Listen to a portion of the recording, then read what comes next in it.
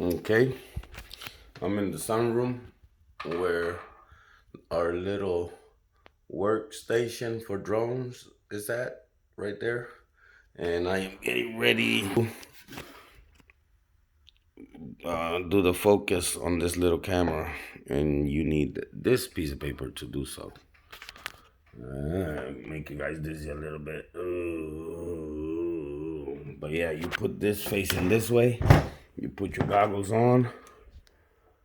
And then you turn the lens and try to get the best image of that.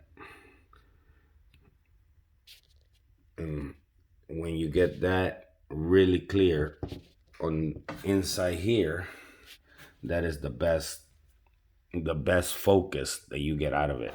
So this is I'm adjusting the camera so that I can have a great view when I fly.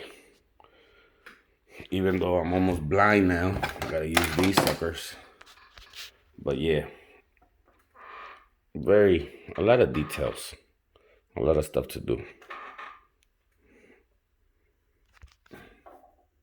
The creator on the 1 and 2s